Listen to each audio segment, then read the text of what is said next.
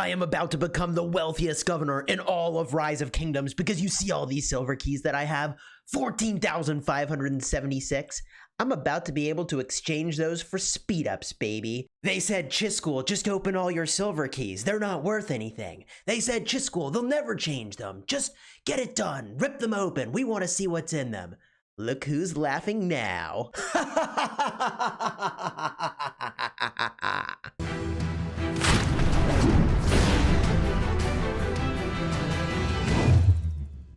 Hello, my friends, and welcome back. I'm Chisgule Gaming, and this upcoming patch changes everything. If you like Rise of Kingdoms guides that help you get value and smash your enemies, consider smashing that subscribe button for daily Rise of Kingdoms videos. We're a sponsored content creator, and this patch, ooh, baby, does it reward the players that have been playing for a while. It makes KVK better. It brings new stuff to the Synergies crisis. It freaking slices. It dices. This patch does it all. Let's start with the single most awesome, most important thing, even though there's like a dozen of those, and I'm going to say that over and over again, which is that they're adding an Alliance reclaim function to the Alliance shop, allowing governors to exchange their unwanted items for individual credits. Oh, hello. Well, that's very exciting. That's very exciting because if you get a look in your Alliance shop, there's a lot of goodies that you can get here. Are you sitting on extra 8-hour food boosts, stone boosts, wood boosts? Are you sitting on extra 8-hour enhanced gathering tokens? I know I've hoarded a ridiculous amount of those. Sitting on extra boosts for attack, defense, 8-hour peace shields that you're never going to use. Heck, you even have extra experience. You could turn this in. Random teleports you're not using. I don't know exactly how this is going to work. I cannot wait to get the details, but I'm just going to point out there's a couple really good things that you can get from the Alliance shop, assuming you get some amount of Alliance currency back, including 3-hour speedups, baby. 3-hour speedups. Now, I was laughing at the start because silver keys, you don't see any in here because who the heck would buy a silver key with Alliance currency? But if you look, an officer can stock this shop with silver keys, baby. Am I about to be able to exchange my silver keys for what? Is that 40,000 currency a pop? If it's 1-to-1?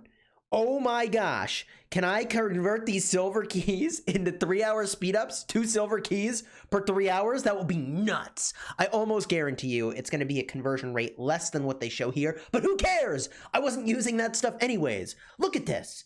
Look at the amount of stuff. 167 8-hour peace shields, never using them.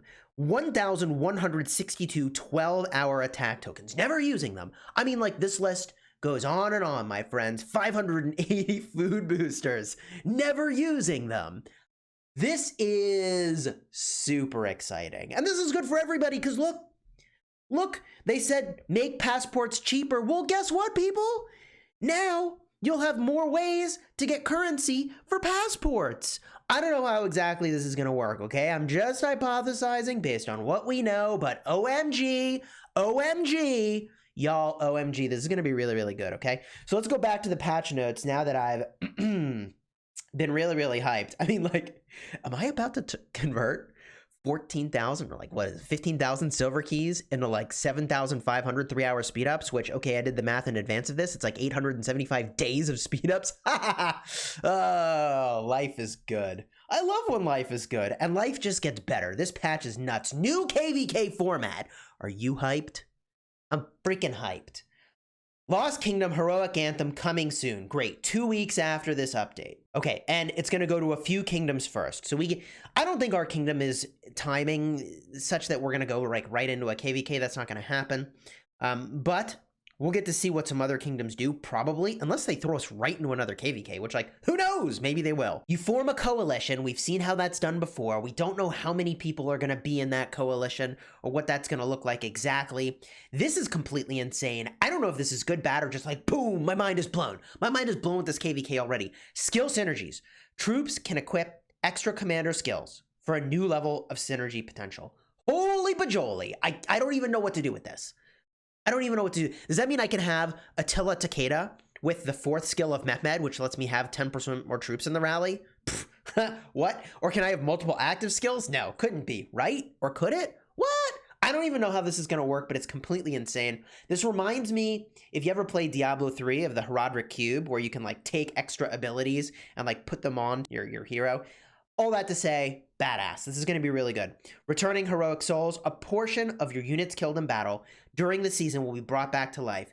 This is genius. It's brilliant. They should have done this ages ago. People now have no excuse to get in on the fun, and this extends the fun for people, okay? People stop fighting because they're like, man, I'm out of troops, or I don't want to drop below a certain amount of troops. Well, now, go ham! You're going to get some of your troops back. How much? Don't know. 80%, 50%, 20%, whatever it is, it means more fighting in KVK, which is more fun, which is good for literally everyone. This right over here, dude, these KVK changes are the freaking jam. Now, a lot of this is going to depend on the map and the number of kingdoms that actually get pulled together and how this works. Folks that have done the first 2 seasons of KVK, so you battle for Charlemagne, who I'd love for him to be worth something he's not right now. Maybe when you can rip one of his skills and put it onto another commander, it might be kind of interesting. Actually, holy bajoli. I don't know why I'm using that expression, but I would love to take the shield ability from Charlemagne and drop that onto another commander. I'm just saying, like, oh, you put that on a Guan? I'm just saying there's some things you can do that are going to be completely broken. Okay, so you have to do Charlemagne, you have to do Wu Zetian KVK, and you have to have done a Season of Light and Darkness, and then, boom, you can do this new version of KVK. I don't know all the details of how this works because they don't show that, obviously, but big picture, there's a lot to be excited about for new KVK and the new format that's coming. Protect the supplies. I mean, look, they're making the Protect the Supplies caravan event better. That's great. That's great. Looking on, other optimizations. In Lost Kingdom, governors will no longer be able to use the skill Nature's Gift. Thank goodness. I mean, this was so dumb. This was so dumb. You had to have like dozens of alliances to use this thing called Nature's Gift. That's an alliance skill. It places lots of resource nodes on the map that your alliance can harvest. People would use this to deny the enemy territory and the ability to teleport on a territory by putting down all these stupid nodes. I mean, it really kind of dumbed down the whole point of combat, in my opinion. Thank goodness that problem is going away forever and ever. And ever and ever and never come back. During the Light and Darkness season, so Light and Darkness KVK now, while the map may display multiple ancient ruins and altars of darkness, governors can only send troops to one at a time. This is genius. This should have been done a while ago, and here's why this is very, very, very good. This is good because the winner of one ruins or altar would win all of the ruins or altars. Let me explain. You see the 2 ancient ruins over here?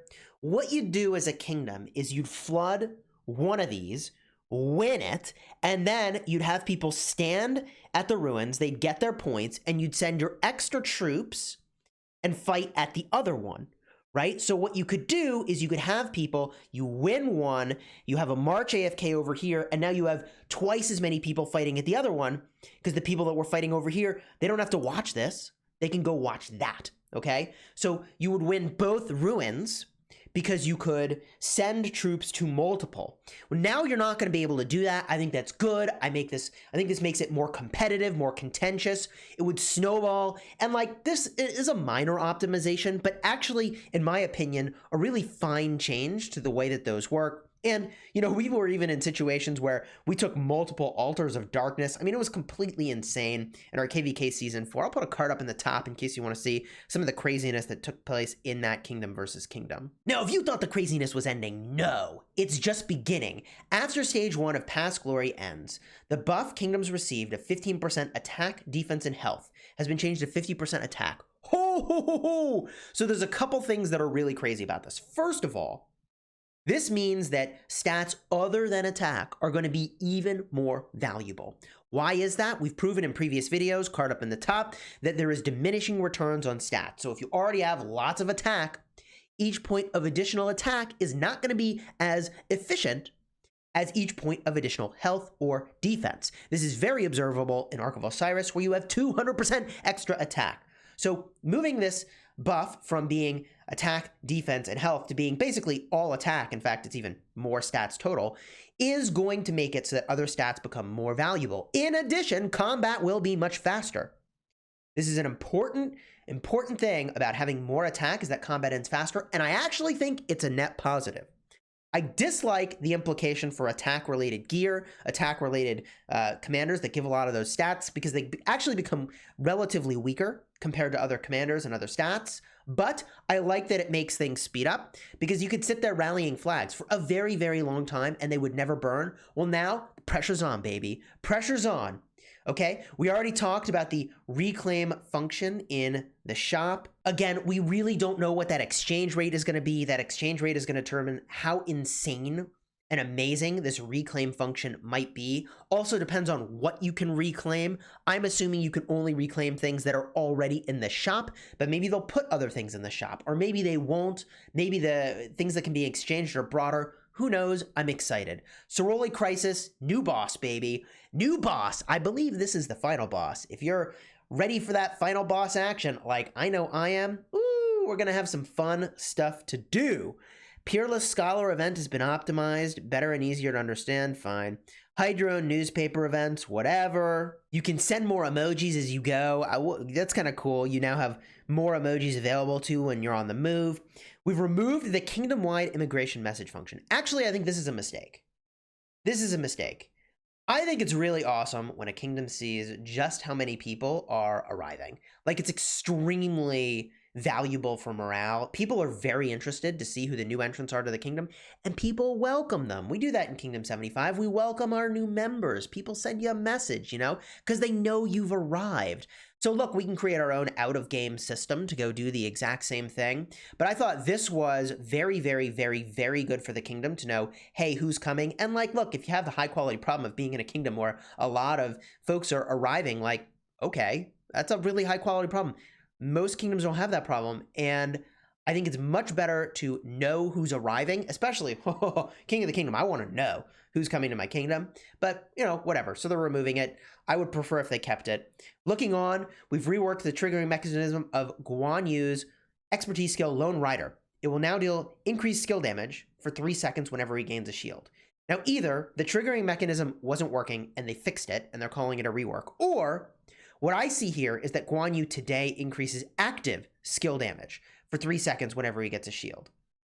Y'all like Guan Alex? Because guess what, baby? Now Guan Yu should, if this wording is correct, buff Alexander the Great's second skill. And I can prove that.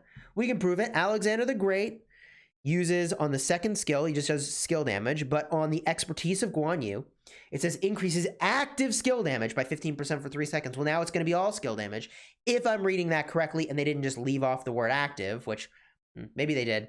Maybe they didn't. I guess we'll see.